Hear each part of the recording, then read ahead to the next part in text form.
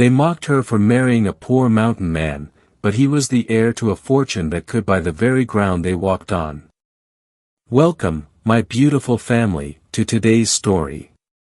I'm so grateful you're here with me.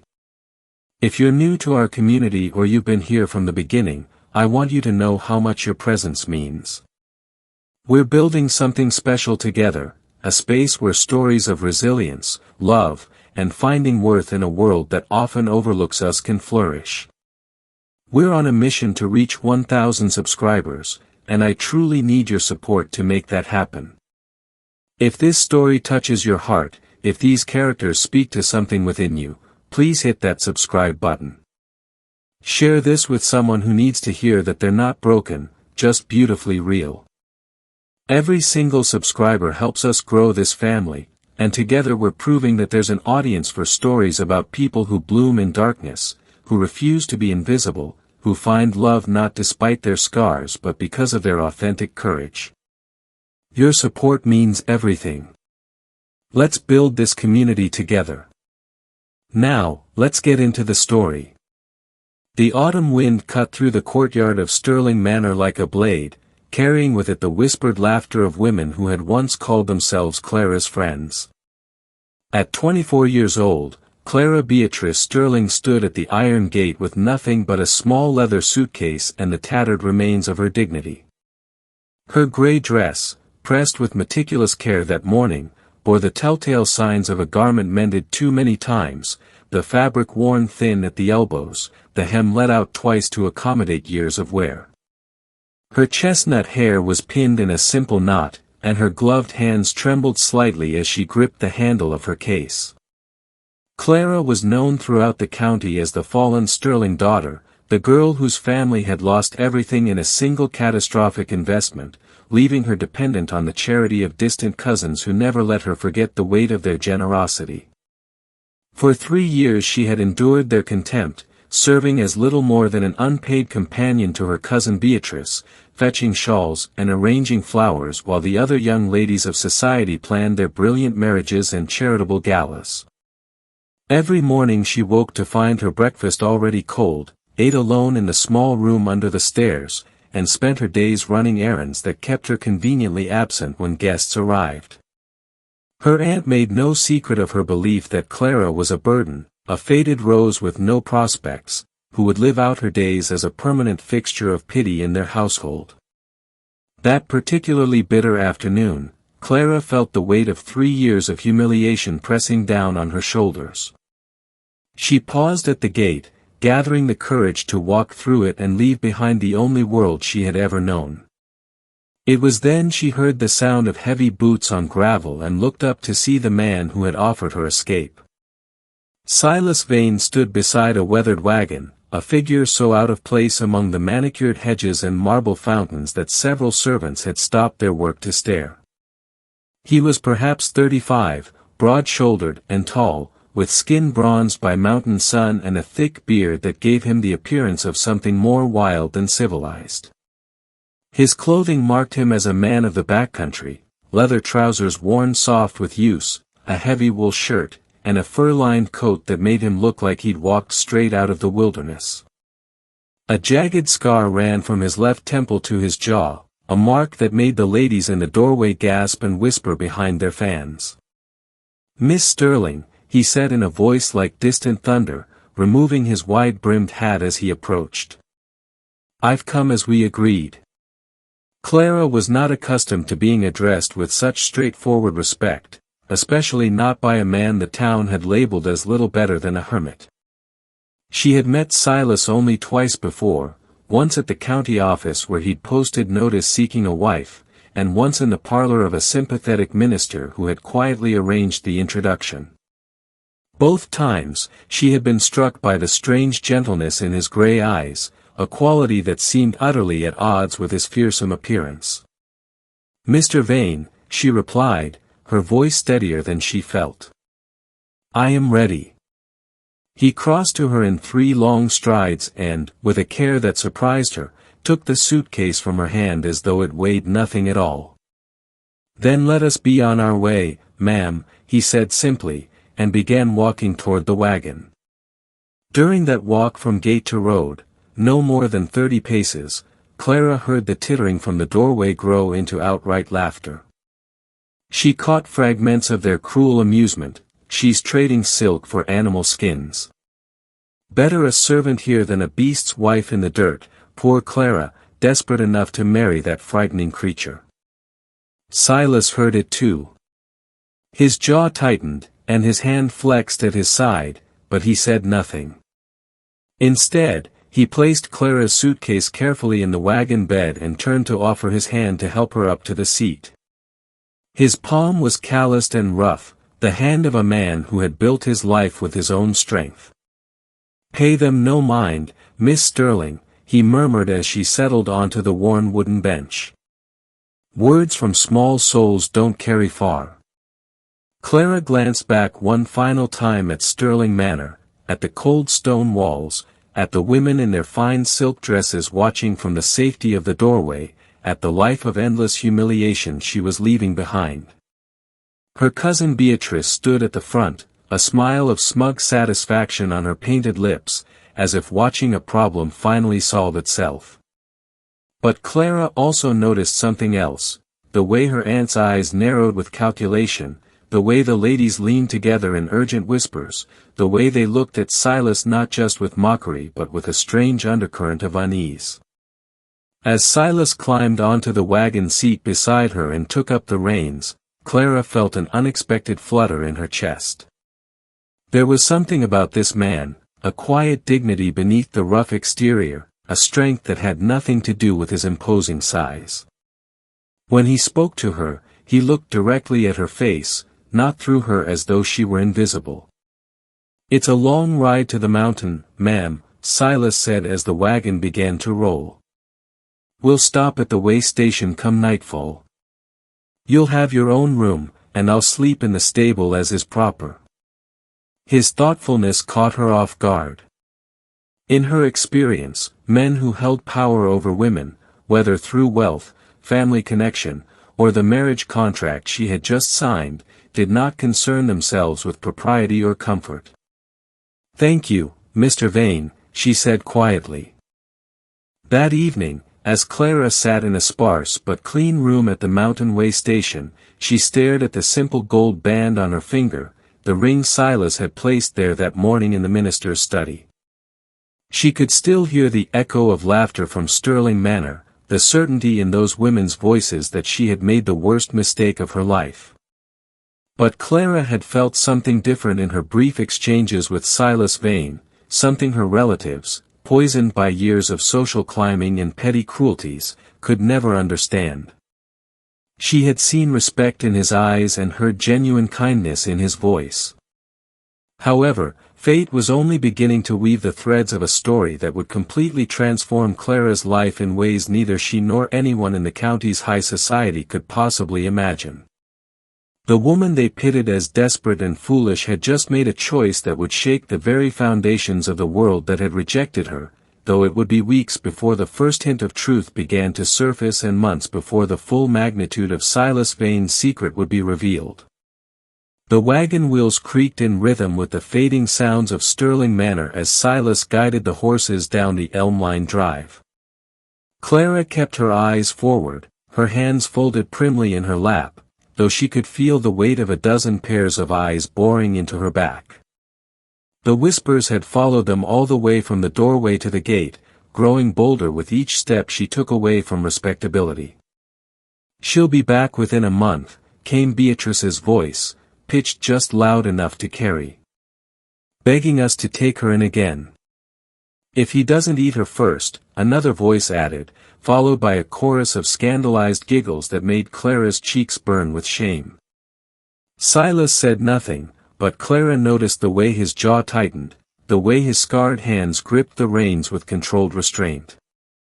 When they finally passed through the stone pillars that marked the edge of the property, she felt something inside her chest release, not quite relief, but a strange mixture of terror and liberation.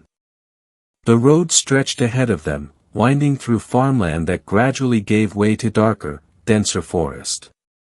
As the afternoon light began to slant through the trees, casting long shadows across their path, Clara became acutely aware of how alone she was with this man she barely knew. Everything she owned sat in that single suitcase behind her. Everything she had been was crumbling with each turn of the wagon wheels. "You're quiet, Miss Sterling," Silas observed after nearly an hour of silence. His voice, though deep, held no threat in it. "I'm thinking," Clara replied, then wondered if honesty was wise. "About going back?" She turned to look at him then, really look at him. The scar that ran down his face caught the fading light, a raised line of pale tissue that spoke of violence survived. His beard was neatly trimmed despite its thickness, and his gray eyes, when they briefly met hers, held an intelligence that surprised her. "No," she said firmly. "I'm thinking about going forward." Something that might have been approval flickered across his weathered features. "That's good. The mountain doesn't favor those who look backward. Tell me about this mountain of yours, Mr. Vane." He was silent for a moment, as if weighing how much to reveal. "It's quiet," he said finally. "No voices telling you what you're worth or what you ought to be. The cabin's simple, one room for you, one for me, and a common area between. There's a creek nearby that runs clear and cold even in summer. The nearest neighbor is 5 miles down the valley." Clara absorbed this information, trying to picture a life so removed from everything she had known. "And what will I do there?" "Whatever you wish," Silas replied, and there was something almost sad in his tone. "I'm not bringing you to the mountain to be my servant, Miss Sterling. The marriage contract gives you a home and protection. Nothing more is required of you." The words hung between them, strange and unsettling. In Clara's experience, everything came with requirements, with debts to be paid in service and submission. "Why did you want a wife, then?" The question escaped before she could stop it. Silas was quiet for so long that Clara thought he might not answer. When he finally spoke, his voice was low and distant. "Because a man gets tired of being alone. And because I thought perhaps there might be someone in the world who needed refuge as much as I needed company." The honesty of it struck Clara like a physical blow. Here was a truth she understood intimately, the bone-deep loneliness of being unwanted, the desperate hope that somewhere there might be sanctuary. As twilight deepened and the first stars appeared above the tree line, the wagon crested a hill, and Clara caught her first glimpse of the mountains rising in the distance, dark silhouettes against a purple sky, massive and forbidding and utterly unlike anything in her carefully cultivated world. "There," Silas said quietly, pointing toward the peaks. "That's home." Clara stared at those distant mountains and felt the last threads connecting her to Sterling Manor, to Beatrice's mockery, to 3 years of suffocating shame, finally snap. Whatever waited for her in that wilderness, it could not possibly be worse than what she had left behind. "Then let us go home, Mr. Vane," she said, and for the first time in longer than she could remember, the word home felt like it might actually mean something. The cabin appeared through the morning mist like something from a storybook, though not the kind Clara's cousins would have recognized. Built of hand-hewn logs darkened by weather and time, it sat in a clearing surrounded by towering pines whose branches whispered secrets in the mountain wind. Smoke curled from a stone chimney, and a covered porch ran the length of the front, furnished with 2 rocking chairs that looked out over a vista of rolling peaks. Clara had expected squalor, a dirt floor, perhaps, and walls that let in the winter cold. What she found instead was something that defied her understanding of poverty entirely. Silas carried her suitcase inside, and Clara followed, her breath catching as she crossed the threshold.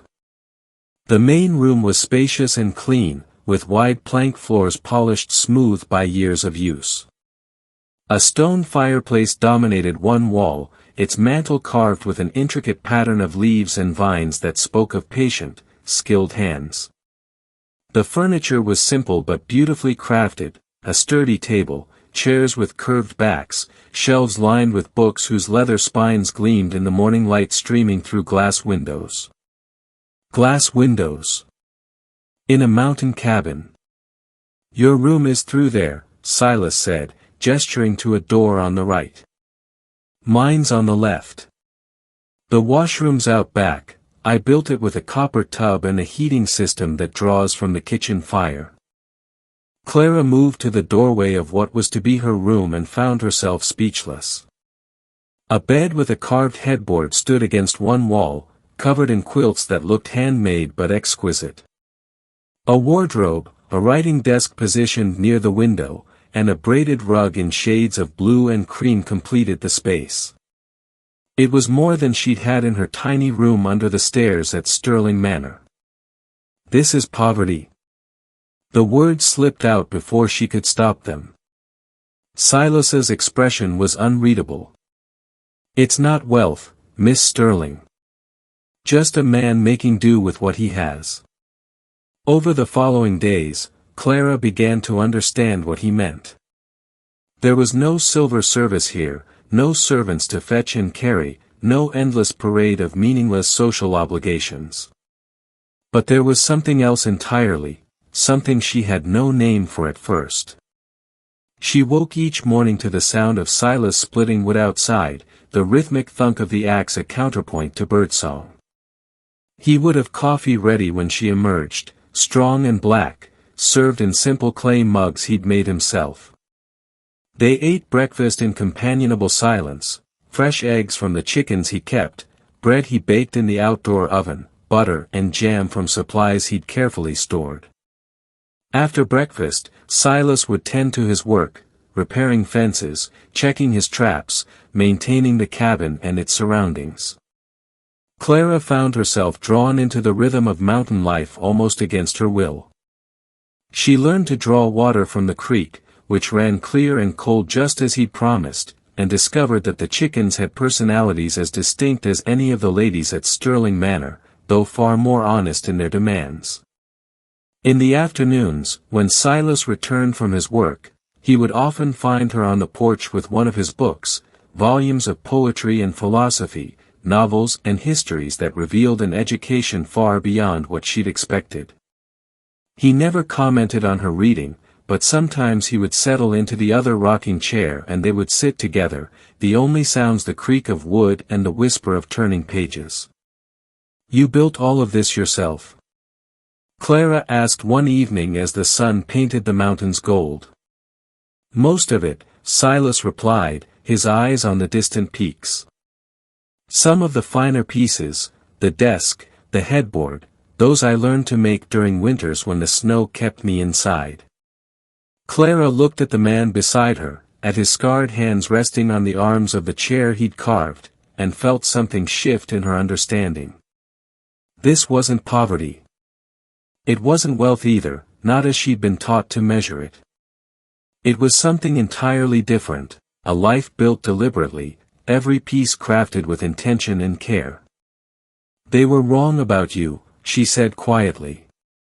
Silas turned to her, one eyebrow raised. "The people at the manor?" "Everyone. They saw only what you appeared to be, not what you actually are." "And what am I, Miss Sterling?" Clara considered the question seriously, watching the way the fading light caught the silver in his beard, the calm strength in his weathered face. "A man who has chosen richness over riches," she said finally. For the first time since she'd met him, Silas smiled, a real smile that transformed his stern features into something almost gentle. "That's the kindest thing anyone said to me in a very long time." As darkness settled over the mountains and the stars emerged in their thousands, Clara realized that for the first time in 3 years, she felt something she'd almost forgotten, she felt at peace. 3 weeks into her new life, Silas suggested they go to town for supplies. Clara's stomach knotted at the thought of facing the people who had witnessed her departure, but the mountain larder needed flour and salt, and she refused to let fear turn her into a prisoner. They took the wagon down at dawn, reaching the market square by mid-morning.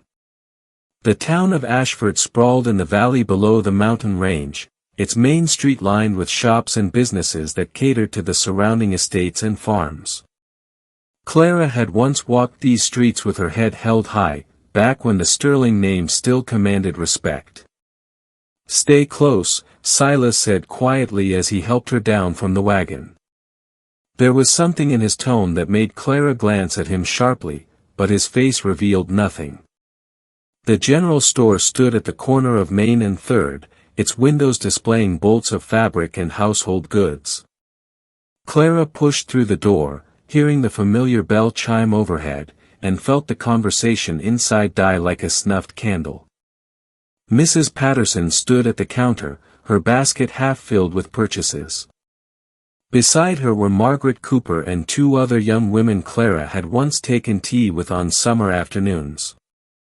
They stared at her with expressions that ranged from shock to barely concealed delight. "Clara Sterling," Mrs. Patterson said, her voice dripping with false sweetness. "Or should I say Mrs. Vane now? We'd heard you were living in the mountains, but seeing you here in the flesh, well, it's quite the shock." Clara lifted her chin, moving toward the far counter where the merchant kept his staples. "Good morning, Mrs. Patterson. Ladies." "Oh, you must tell us all about your new life," Margaret gushed, moving to block Clara's path. "Is it terribly rustic? Do you have to churn your own butter and slaughter your own chickens?" "We manage quite well, thank you," Clara replied, attempting to step around her. "I'm sure you do," another woman chimed in, her eyes bright with malice. "Though I must say, Clara, you look rather worn. The mountain air must be harsher than our refined climate." The merchant, Mr. Henderson, appeared from the back room, his face flushing red when he saw Clara. "Mrs. Vane," he said, his tone carefully neutral. "What can I help you with today?" Before Clara could answer, Mrs. Patterson laughed, a sharp, cutting sound. "Oh, Mr. Henderson, surely you're not going to extend credit to the wife of a mountain hermit? Everyone knows those people have nothing but pride and pinecones." "I have coin," Clara said quietly, her hands trembling as she reached for her small purse. "Coin?" Margaret's eyebrows rose dramatically. "From where? Does your husband trap enough rabbits to afford flour?" The women laughed together, and Clara felt the heat rising in her cheeks. She had endured 3 years of subtle cruelty at Sterling Manor, but this public humiliation cut deeper, perhaps because she had foolishly hoped her absence might have softened their hearts. "Ladies," Mr. Henderson said uncomfortably, "perhaps we could. Perhaps you could remember your manners." The voice came from the doorway, deep and commanding. Silas filled the frame, his fur-lined coat making him appear even larger than usual. He moved into the store with deliberate steps, and Clara watched the women's expressions shift from triumph to uncertainty. "Mr. Vane," Mrs. Patterson said, her voice faltering. "We were just mocking my wife," Silas finished, stopping beside Clara. His hand found hers, warm and steady. "I heard every word." "We meant no offense," Margaret stammered, taking a step back. "Didn't you?" Silas's gray eyes swept across them, cold as winter stone. "Mr. Henderson, my wife needs 50 pounds of flour, 20 of sugar, salt, coffee, and whatever else is on her list. Bill it to the Vane account." The merchant's face went pale. "The Vane account, sir? I didn't realize, that is, I wasn't aware. That I have an account here." Silas's tone was mild, but something in it made the merchant's hands shake as he reached for his ledger. "I've had one for 15 years. You'll find the balance more than sufficient." He turned to the women, who had gone silent. "Mrs. Patterson, I believe you have a mortgage with the First Bank of Ashford." "Margaret, your father's store operates on credit extended by the same institution. I suggest you both consider carefully how you treat your neighbors, lest you find your own circumstances subject to unexpected scrutiny." The threat was subtle but unmistakable. Mrs. Patterson's face drained of color, and Margaret actually backed toward the door. "Good day, ladies," Silas said, dismissing them with a nod. "Mr. Henderson, please have everything loaded and ready within the hour. We have a long ride home." As the women fled the store, Clara stared at her husband in confusion and dawning wonder. There was something in the way the merchant hurried to fulfill the order, in the authority that had rolled off Silas like thunder, that suggested she knew far less about this man than she had imagined. "Silas," she whispered as they waited, "who are you really?" His scarred hand tightened around hers. "Right now, Miss Sterling, I'm the man making sure no one speaks to my wife that way again." But his eyes, when they met hers, held secrets as deep as the mountains themselves. The rider came on a black horse just after dawn, when the mist still clung to the pines like cobwebs. Clara was feeding the chickens when she heard the hoofbeats, sharp and urgent against the morning stillness. She looked up to see a man in a dark suit dismounting at the edge of the clearing, his city clothes absurdly out of place against the wilderness backdrop. Silas emerged from the woodshed, axe still in hand, his expression shifting from surprise to something Clara couldn't quite name, wariness, perhaps, or resignation. "Mr. Blackwood," the man called out, slightly breathless from his ride. "I've been sent by the firm. It's urgent." Clara's hand froze on the feed bucket. "Blackwood. Not Vane." The chickens scattered, forgotten, as she watched Silas set down the axe with deliberate care. "You have the wrong man," Silas said, but his voice lacked conviction. The rider pulled an envelope from his coat, yellow telegram paper visible at its edge. "Sir, please. They said you would say that. But the matter cannot wait. Your presence is required immediately." For a long moment, Silas stood motionless, and Clara saw something she had never witnessed in him before, a kind of inward collapse, as though he were being forced into a suit of armor he'd long ago discarded. Then his shoulders straightened, his spine lengthened, and when he walked toward the rider, there was something different in his gait. Not the easy, unhurried stride of a mountain man, but the measured steps of someone accustomed to boardrooms and command. "Wait here," he told the rider, taking the envelope. His eyes found Clara across the clearing. "Please. Give me a moment." She followed him inside, her heart pounding. Silas stood at the table, the yellow telegram in his hands, staring at it as though it were a death sentence.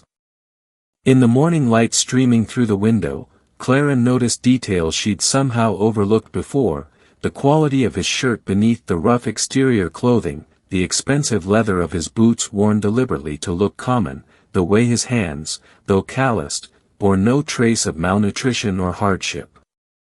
"You're not Silas Vane," she said quietly. He looked up at her, and the expression on his face was raw with pain. "I am Silas Vane. I've been him for 8 years. But I was born Silas Blackwood."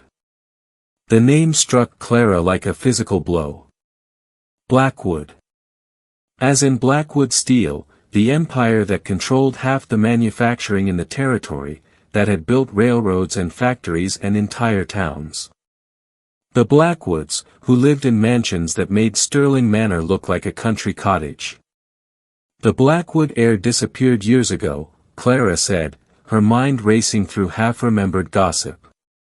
They said he died in an accident. Or ran away. No one knew for certain. He ran, Silas said simply. From a father who saw people as assets to be acquired, from a board of directors who measured everything in profit margins, from a life that was suffocating him one breath at a time. He opened the telegram, his jaw tightening as he read. My father is dead. The words fell into the silence between them like stones into deep water. I'm sorry, Clara whispered. Don't be. Silas's voice was hard, but Clara heard the grief beneath it.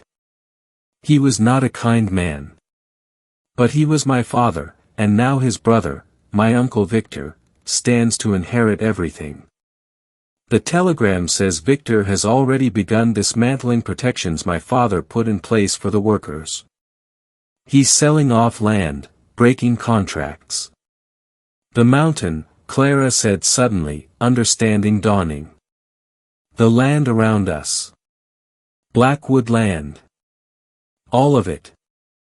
5,000 acres that I've kept wild and free, where men like me can disappear, where the company can't strip mine and clear-cut and destroy. Silas's fists clenched on the table. Victor will sell it to the highest bidder within a month. He looked at Clara then, and she saw behind his eyes the man he must have been before, not gentle or peaceful, but sharp as broken glass, dangerous with purpose. The telegram says I must return to claim my inheritance within 14 days, or Victor becomes the legal heir. After that, even if I challenge it, the courts will take years to settle the matter. By then, everything will be gone. Then you have to go back, Clara said, though the words tore at something in her chest. Silas corrected, his gray eyes holding hers with sudden intensity. We have to go back. You're my wife, Clara. That makes you a Blackwood too, whether you wanted the name or not. He moved toward her, and when he spoke again, his voice was soft but carried the weight of command. I need to know, can you stand beside me in that world? Can you face the people who mocked you, not as the fallen sterling daughter, but as the woman who holds half my empire in her hands? Clara thought of the peaceful cabin, of morning coffee and evening silence, of the life they'd been building in the shelter of the pines. Then she thought of the women in the general store, of 3 years of humiliation, of all the people who had measured her worth in gold and found her wanting. Yes, she said. I can stand. Silas's scarred hand reached for hers, and when their fingers intertwined, Clara felt the world shift beneath her feet. The mountain man was gone. In his place stood Silas Blackwood, heir to an empire, and Clara Sterling, no, Clara Blackwood now, would walk beside him back into the fire.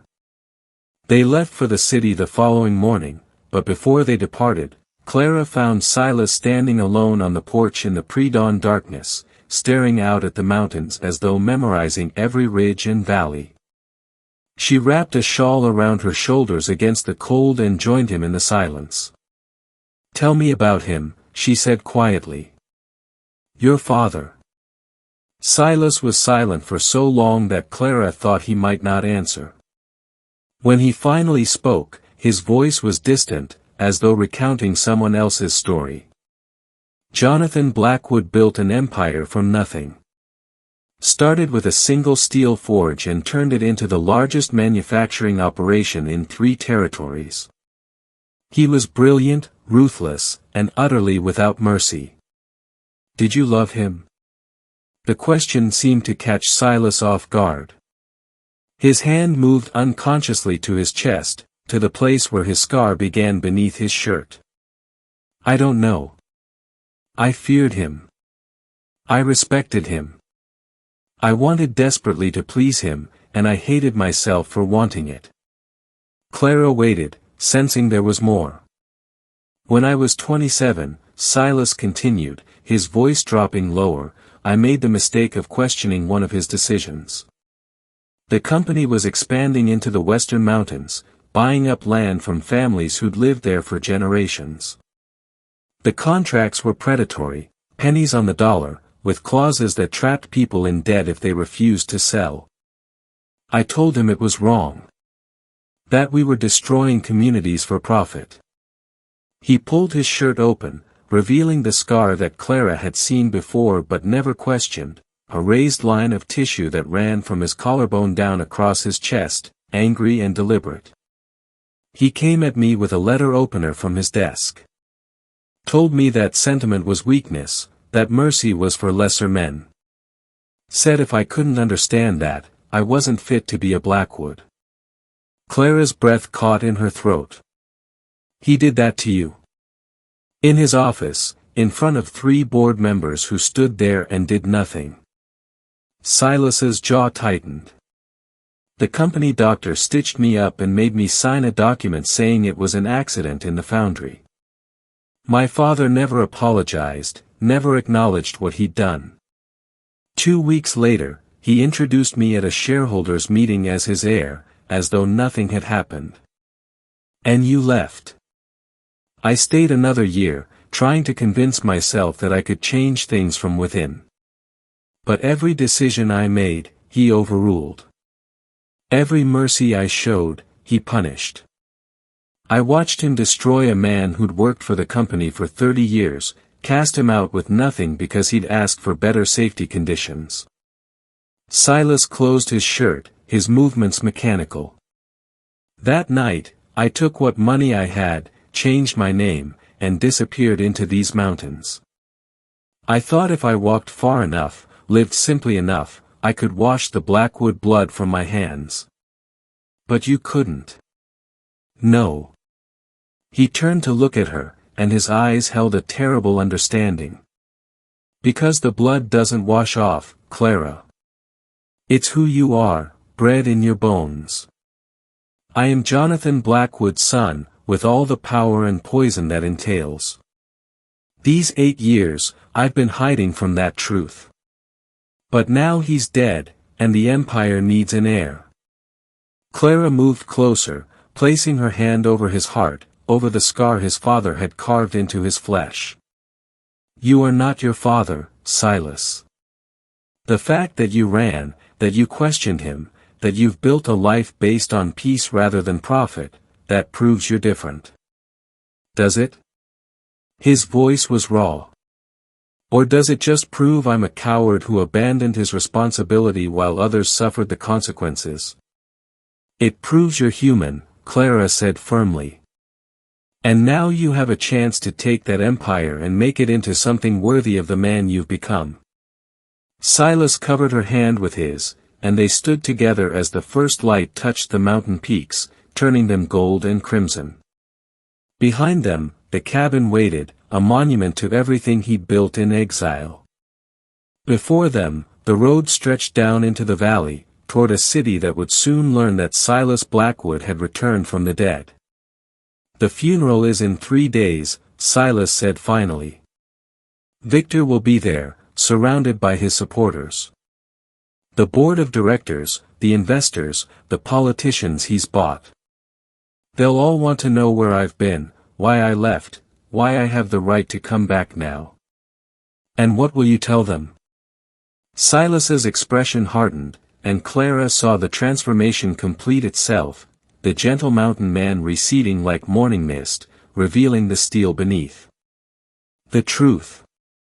That Jonathan Blackwood was a titan who built an empire on the backs of broken men. That his brother Victor is a vulture circling the corpse. And that I've returned to ensure that the Blackwood name stands for something more than profit margins and predatory contracts. He turned to her, and in his eyes Clara saw both the scarred boy who'd fled his father's violence and the man who would walk back into that world to make it right. Are you ready, Mrs. Blackwood? Clara thought of Sterling Manor, of the women who'd mocked her, of the 3 years she'd spent learning exactly what it meant to be powerless. Then she thought of the mountain cabin, of quiet mornings and hard-won peace, of the man who'd offered her refuge when the world had turned its back. I'm ready, she said, and meant it with every fiber of her being. As they climbed into the wagon and left the mountain behind, Clara looked back one last time at the cabin nestled among the pines. It would be waiting for them when this was over, if they survived what was coming. But for now, they had a funeral to attend, an empire to reclaim, and a lifetime of wrongs to make right. The Titan was dead. Long live the king. The Blackwood building rose from the heart of the city like a monument to ambition, 12 stories of granite and steel that dominated the skyline, its name emblazoned in brass letters visible from 3 blocks away. Clara had seen it before, years ago when her father still had money and business in the city, but she had never imagined she would walk through its doors as anything other than a petitioner. The carriage Silas had arranged stopped at the main entrance just as the city clock struck noon. He had transformed during their journey, the mountain man's rough clothing replaced by a suit of charcoal wool that fit him with the precision of expensive tailoring. His beard was trimmed close, his hair swept back, and though the scar still marked his face, it now seemed less a disfigurement and more a badge of survival. He looked like what he was, dangerous, powerful, and utterly in control. Clara wore a dress they'd purchased that morning, deep blue silk that whispered against her skin, a far cry from her threadbare gray. She felt like an impostor draped in borrowed finery, but Silas's hand on hers was steady as he helped her from the carriage. "Remember," he said quietly, "you belong here as much as anyone. More than most." The doorman's eyes widened in recognition, or perhaps shock, as Silas approached. "Sir, the building is closed to visitors today." "The funeral." "I'm not a visitor," Silas said, his voice carrying the weight of absolute authority. "Open the door." Something in his tone made the man step aside without further protest. They walked into a marble lobby that soared 3 stories high, with brass fixtures and polished wood paneling that spoke of wealth so old it had forgotten to be modest. Workers in black armbands moved through the space in hushed clusters, their conversations dying as Silas passed. "Is that? It can't be. After all these years." The whispers followed them like shadows as they crossed to the private elevator reserved for executive use. The operator, an elderly man with silver hair, stared at Silas as though seeing a ghost. "Mr. Silas," he whispered. "Is it truly you?" "Hello, Thomas," Silas said, and his voice softened slightly. "Yes, it's me. Take us to the top floor." "Sir, your uncle is in the boardroom with the directors. They're preparing for the reading of the will." "I know." Silas stepped into the elevator, drawing Clara with him. "That's precisely why we're here." The elevator rose with mechanical precision, and Clara felt her stomach drop with each passing floor. Through the brass gate, she caught glimpses of offices and corridors, of people stopping their work to stare.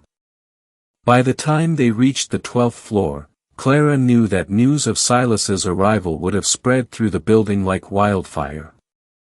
The executive corridor was paneled in dark wood, with portraits of stern-faced Blackwoods lining the walls. At the far end, double doors stood open to reveal a massive boardroom where 24 people had gathered around a table long enough to seat an army.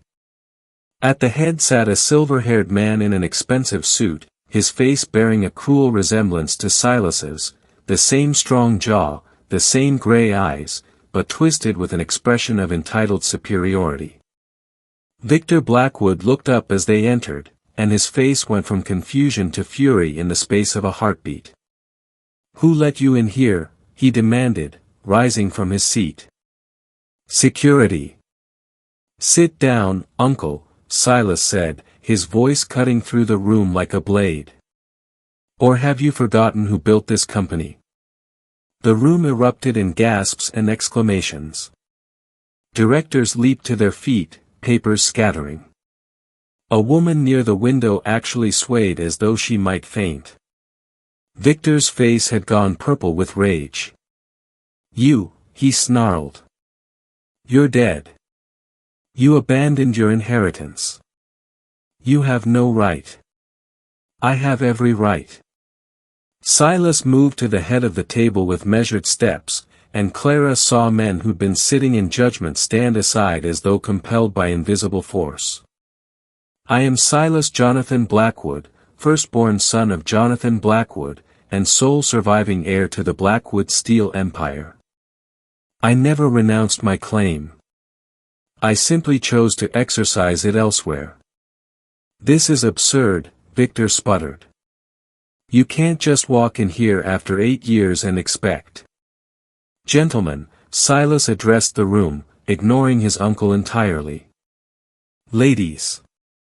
I see several familiar faces and many new ones. For those who don't know me, my name is Silas Blackwood. I left this company 8 years ago because my father ran it with cruelty I could not stomach. I've spent those years learning what it means to live with integrity, to build with my own hands, to value people over profit. He paused, letting his words settle. Now I've returned to ensure this company remembers those values. A man Clara didn't recognize, elderly, distinguished, with documents clutched in his hands, cleared his throat. Mr. Blackwood, I am Harold Chen, the family attorney. Your father's will specifies that you forfeit your inheritance if you cannot be located within 14 days of his death. We sent telegrams to every known address. And I received one, Silas cut in smoothly. At my home in the mountains. I am here within the specified time frame, Mr. Chen. The inheritance is legally mine. Victor slammed his fist on the table. You think you can just waltz back in and take what should be mine? I've run this company while you played hermit in the wilderness. I've increased profits, expanded operations. You've gutted worker protections, sold off conservation lands, and broken contracts with families who've served this company for generations, Silas countered, his voice cold as mountain stone. Don't mistake my absence for ignorance, uncle. I've kept watch. He turned to the attorney. Mr. Chen, what is the current net worth of Blackwood Steel? The lawyer consulted his documents, his hands trembling slightly. As of last quarter's valuation, approximately $420 million in assets, with controlling interests in 17 subsidiary companies. The number hung in the air like smoke. Clara felt the room tilt beneath her feet. 420 million. It was a fortune beyond comprehension, beyond anything she'd ever imagined. Silas's hand found hers, anchoring her to reality. And as the sole heir, that fortune now belongs to me, and to my wife, Clara Blackwood. He looked at her then, and in his eyes she saw both an apology and a challenge. I believe several people in this room have met Mrs. Blackwood before, though perhaps not in this capacity. Clara met the stares of the board members with her chin raised, channeling every ounce of dignity she'd learned in 3 years of humiliation. Let them look. Let them see that the fallen Sterling daughter now held more power than any of them could dream of. Now, Silas said, turning back to the room with the finality of a judge's gavel, shall we proceed with the reading of the will, or does anyone else wish to contest my claim? The silence that followed was answer enough. The king had returned, and the empire was his. The Blackwood mansion occupied an entire city block, a sprawling estate of limestone and marble that made Sterling Manor look like a tenant cottage.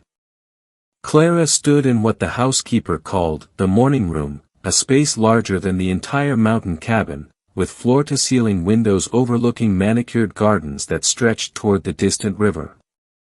She wore another new dress, emerald green this time, and felt no more comfortable in it than she had in the blue silk.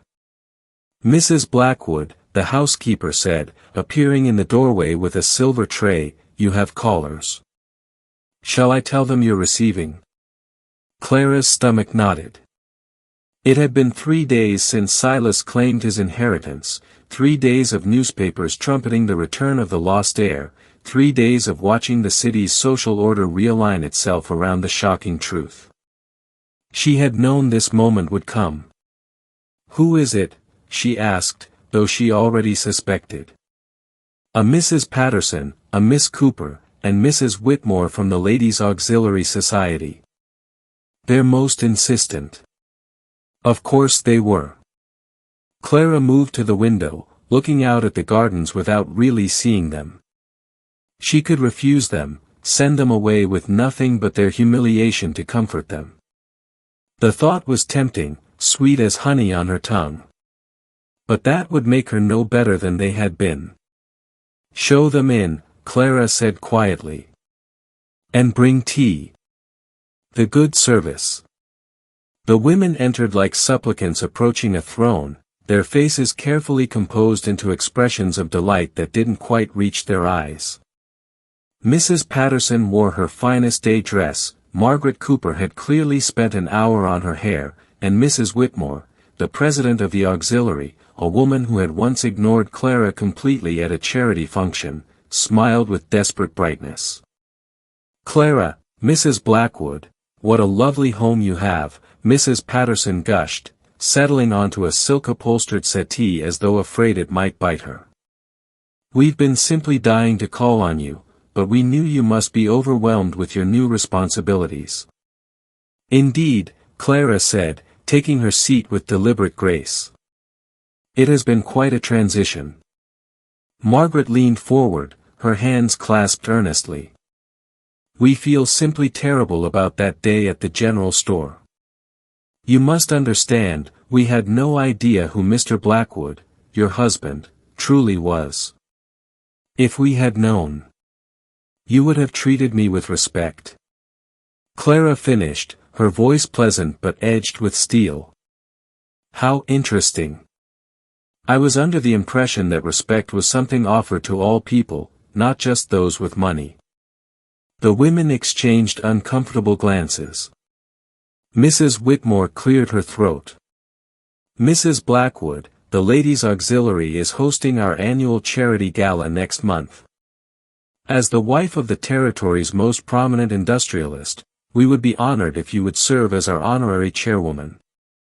The position comes with certain responsibilities, of course, selecting the theme, approving the guest list, making the opening remarks. And donations, I imagine," Clara said coolly. "You want the Blackwood name on your invitations and the Blackwood fortune in your coffers." Mrs. Whitmore's smile faltered.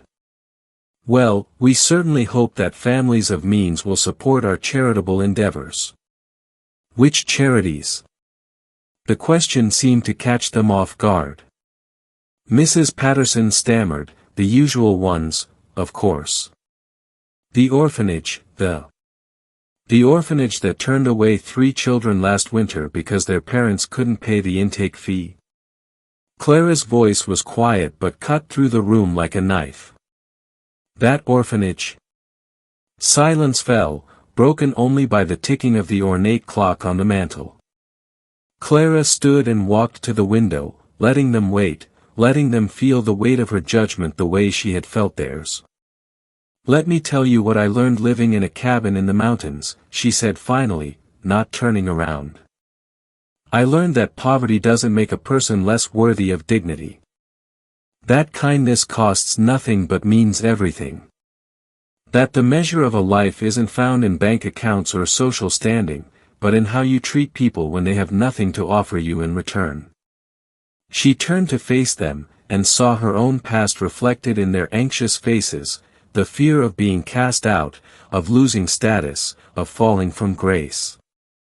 "My husband has asked me to take an active role in the Blackwood Foundation, which will be restructuring its charitable giving. I intend to ensure that every dollar goes to people who need it, not to organizations that use poverty as a backdrop for social climbing." Mrs. Whitmore's face had gone pale. "Mrs. Blackwood, surely you're not suggesting—" "I'm not suggesting anything," Clara said. "I'm telling you. The Blackwood fortune will no longer fund galas where women in $1,000 gowns congratulate themselves for their generosity while children sleep in the streets." She returned to her seat, her posture perfect, every inch the chairwoman they had wanted her to be.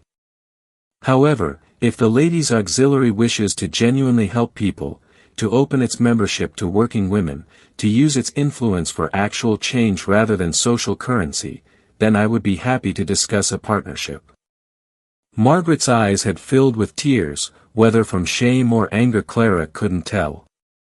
"We came here to apologize," she whispered. "To make amends." "Did you?" Clara's voice softened slightly.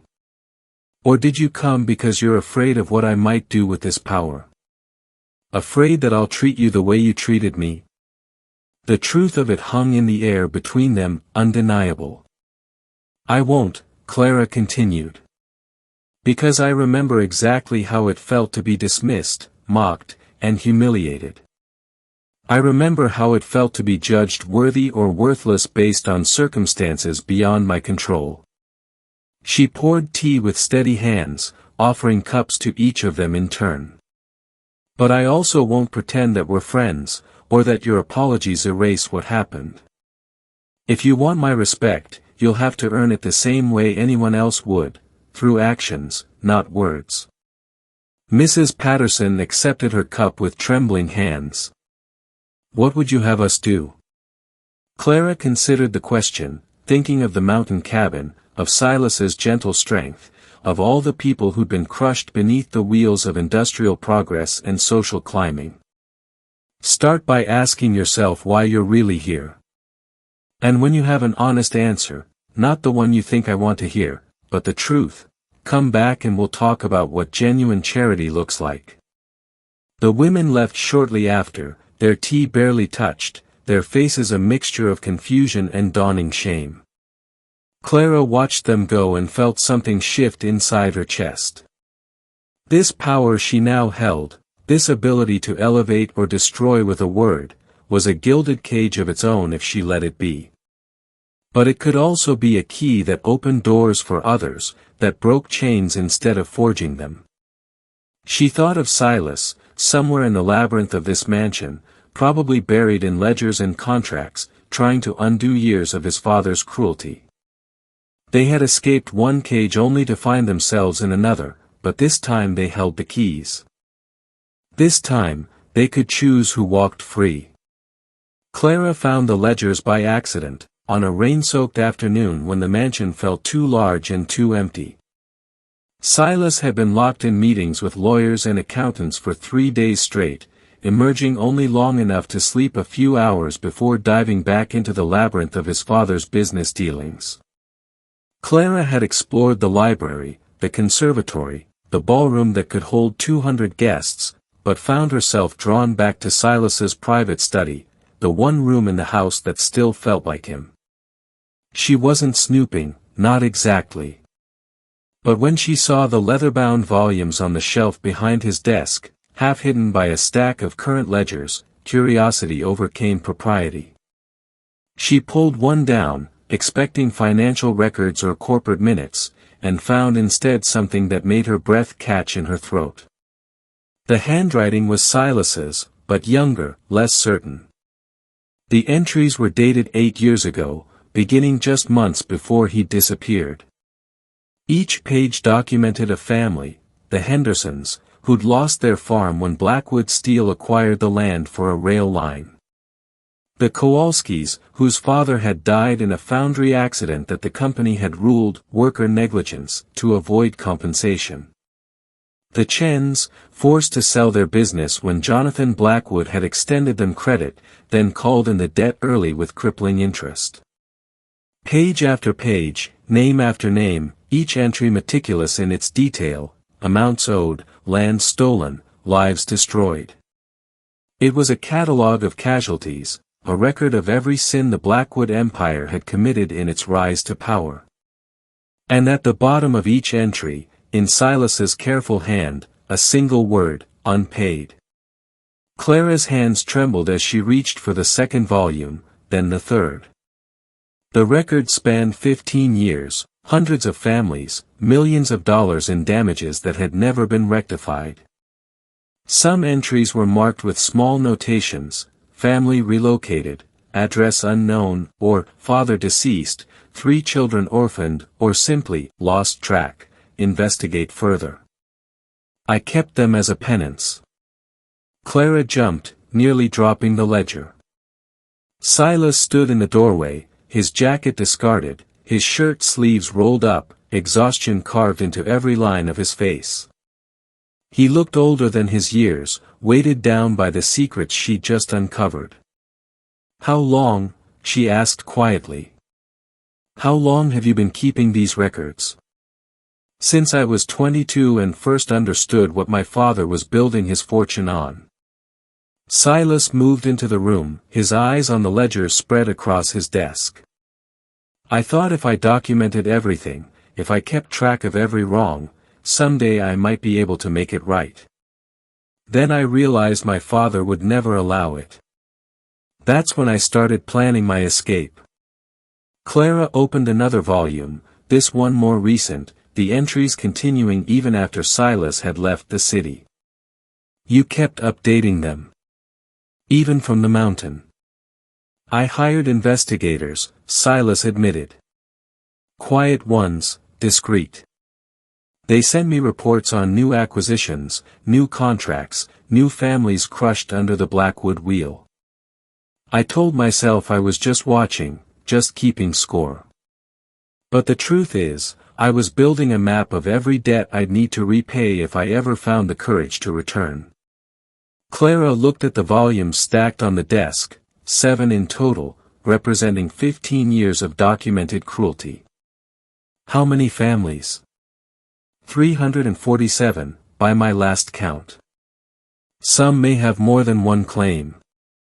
And those are just the ones I could verify.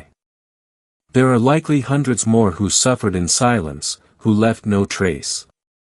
Silas sat heavily in his chair, and for a moment he looked less like an industrial titan and more like the man she'd married, vulnerable, scarred, seeking redemption. "I've spent the past 3 days trying to calculate what it would cost to make restitution. Mr. Chen thinks I'm insane. Victor's lawyers are threatening to challenge my competency." "How much?" Clara asked, already knowing the answer would be staggering. "Conservatively, $60 million. Perhaps more, depending on how we calculate damages." Silas looked up at her, and in his eyes she saw the weight of every name in those ledgers. "The board will fight me. They'll say it's fiscally irresponsible, that we're not legally obligated, that it sets a dangerous precedent. And they're right, about the precedent, at least. If Blackwood Steel admits fault and pays restitution, every other company in the territory will face pressure to do the same." Clara traced her finger down a page, reading the names of people whose lives had been destroyed by the very fortune she now helped control. The Hendersons, she knew that name. Mr. Henderson, who ran the general store where she'd been humiliated. His family had lost their farm to Blackwood Steel 30 years ago. "Good," she said firmly. "Let them face that pressure. Let every company that's built wealth on the backs of broken families be held accountable." Silas studied her face, something like hope flickering in his exhausted eyes. "You understand what this means? 60 million is more than a tenth of the company's liquid assets. We'd have to sell holdings, restructure operations. The board might revolt. Victor will use it as ammunition to challenge my leadership." Clara closed the ledger and met her husband's gaze with absolute certainty. "I understand that 347 families are waiting for justice. That number matters more than any amount of money, more than any board's approval, more than Victor's ambitions." She moved around the desk to stand beside him, placing her hand on the stack of ledgers.